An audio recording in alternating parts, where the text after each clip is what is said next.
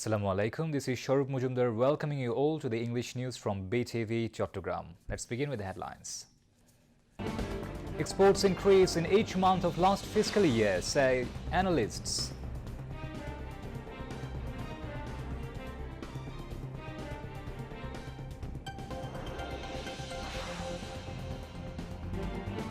If Jamaat-e-Islami voted to power, it's not to engage in extortion or any corruption, says Jamaat Amir.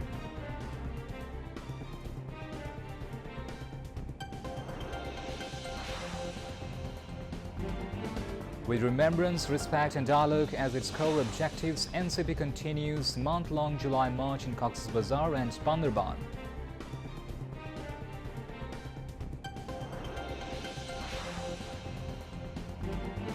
Ongoing curfew in Gopalganj extended for 10 more hours to maintain law and order.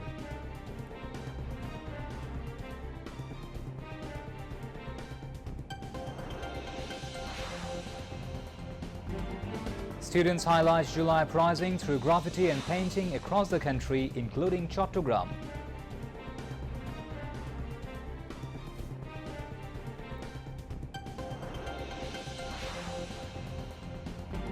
Israel demolishes thousands of buildings across Gaza, withdrawing from ceasefire with Hamas.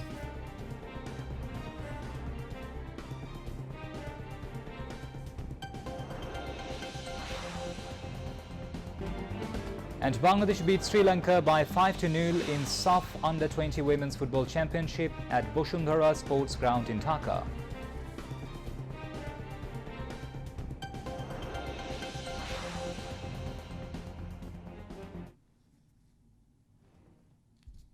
Those were the headlines. Now moving on to the details. The country's exports increased in each of the first 11 months of the last fiscal. In the last fiscal, goods worth $4,828 crore were exported, which is an increase of 8.58% compared to the previous year. Bangladesh's 80% export earnings come from the ready-made garment sector. The country earned $3,934 crore in the last fiscal by exporting ready-made garments. The updated export earnings statistics of the Export Promotion Bureau revealed this information. Analysts think this trend of export growth as a positive sign. Despite ongoing risks, they have emphasized the need to focus more on non-traditional markets besides the conventional ones and maintain the current export growth.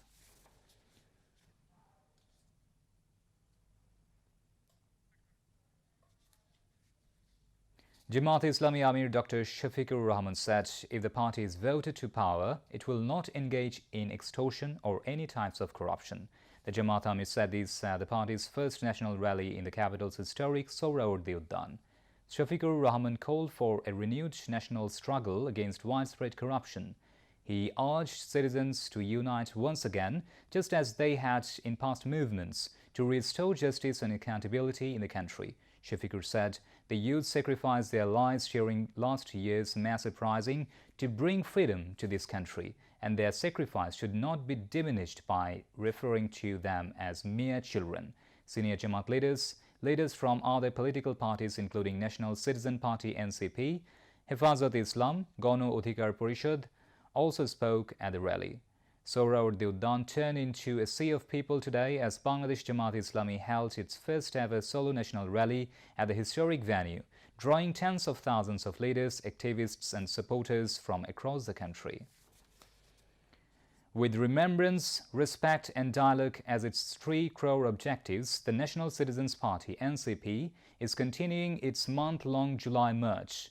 On the 19th day of the program, the party is holding march today in Cox's Bazar and Bandarban.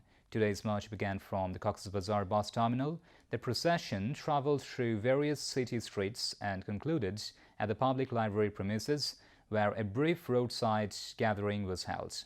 Local political activists, students, youth and members of the general public are participating. Central NCP leaders spoke at the gathering. Another march will then take place in Bandarban. This march is set to begin at Abu Said Square, proceed through Chaudhry Market and return to the square where it will end. The month-long program began on July 1st with a visit to the grave of Shahid Abu Said and will continue until July 30th. The local administration has extended the ongoing curfew in Gopalganj district for 10 more hours after 14 hours of break to maintain law and order and ensure safety and security of lives and properties. A public order was issued today by Gopalganj Deputy Commissioner and District Magistrate Muhammad Kamruzaman. Earlier, in another order issued on Thursday night, the district administration relaxed the ongoing curfew in Gopalganj district for 14 hours from 6 a.m. to 8 p.m. today. The local administration stated that further decisions on the curfew would be taken after assessing the law and order situation in consultation with law enforcing agencies. On the occasion of the anniversary of the July uprising, students of secondary and higher secondary schools, technical and madrasa educational institutions participated in the graffiti and painting in the colors of 24 competition across the country. Students started to draw paintings and graffitis on July uprising of 2024 at various spots of Chattogram city too from 10 a.m. in the month-long program organized by the government. They highlighted the thoughts and memories of the July uprising in these paintings and graffitis. The students started drawing graffitis and paintings on various walls in the city's government city college area, the area adjacent to the Chattogram railway station, the parade ground, the Chattogram college area, the Chattogram Polytechnic Institute area, and the flyover from Lalkhan Bazaar. The students highlighted the significance of the uprising that took place across the country against discrimination in July 2024 on the walls of the city. The students reached the district level by passing the competition from the Upazila level. They said, "The memory of the July uprising is a glorious history which is an unprecedented revolution of the students and the mass people against discrimination."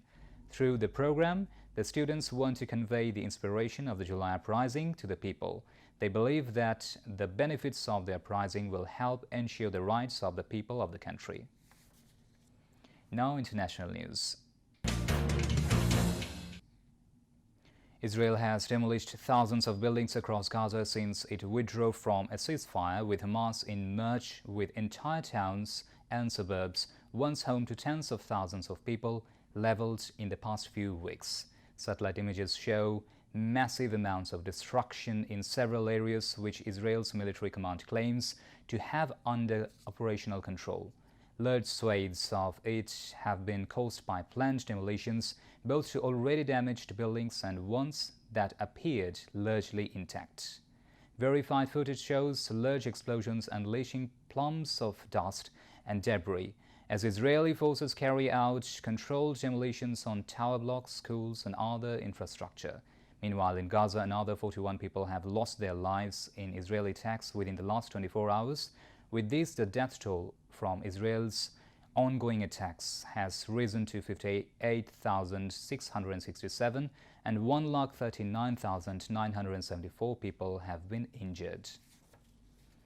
Syria's security forces have begun deploying in the restive southern province of Suwaida.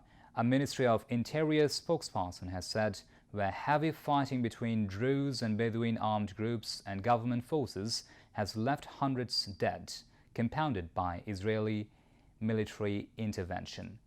The deployment on Saturday came hours after the United States announced that Israel and Syria have agreed to a ceasefire as yet uncertain truce amidst overnight fighting. Syria's government announced the ceasefire early on Saturday, saying in a statement it is being enacted to spare Syrian blood, preserve the unity of Syrian territory, the safety of its people. The country's president, Ahmed al-Shara, in a televised address, stated that he received international calls to intervene in what is happening in Suwaida and restore security to the country. Israeli intervention has reignited tensions in the city, with fighting there a dangerous turning point, he said, also thanking the U.S. for its support. Back to national news. Eminent philosopher and poet Farhad Majhar said, "The fight against fascism is not over yet. In order to free the country from fascism, religious fascism and secular fascism must be tackled simultaneously along with establishing a new constitution. He said this at a meeting on contemporary issues with journalists at the Chattogram Press Club today. He called upon everyone to be vigilant so that fascism can never return to the country. Member Secretary of Chattogram Press Club Interim Committee, Jahidul Karim Kochi, presided over, while World Press Council member Moinuddin Kaderi Shakwat, former chairman of the Department of Journalism and Mass Communication of the University of Chittagong, Shahidul Haq, Professor R. Razi, Assistant Professor Saim Alam, statesman retired Major Firdaus, and senior journalists of Chattogram, among others, addressed the occasion. BNP Standing Committee member Amir Khusru Mahmud Chaudhary said, after Sheikh Hasina fled, a big change has come in the mentality of the people of Bangladesh. This change must be embraced by the country's politicians, otherwise future politics will become difficult. He made these remarks at the triennial conference organized by the Bangladesh Teachers Association, Chattogram, North District, at the Chattogram Ladies Club today. He also said if BNP comes to power, 5% of the GDP will be allocated to the education sector. As a result, a comprehensive change will be achieved in the sector. The conference was inaugurated by Chairman of the Teacher Employees Oikojot Principal, Mohammad Salim Bhuiya. Convener of Chattogram North District Teachers Association, Tauhidul Islam Chaudhary, presided over, while Additional Secretary General of Teachers Employees Oikojot, Muhammad Jakir Hussain, Member Secretary of Chattogram Press Club, Jahidul Karim Kochi, Presidium Member of Bangladesh Teachers Association Central Committee, M.A. Safa Chaudhary, Husainul Islam Mutabbar, and other teacher leaders addressed the occasion. Now news and sports. Football. Bangladesh defeats Sri Lanka by 5-0 in SAF Under-20 Women's Football Championship at the Bosundhara Sports Ground in Dhaka. This is a return leg match in the double round-robin format of the tournament. Bangladesh had previously thrashed Sri Lanka by a score of 9-1 in their opening match. Bangladesh entered this match leading the standings with 12 points from 4 matches, having won all their previous games against Sri Lanka, Nepal and Bhutan.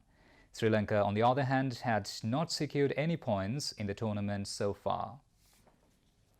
That's all from the newsroom.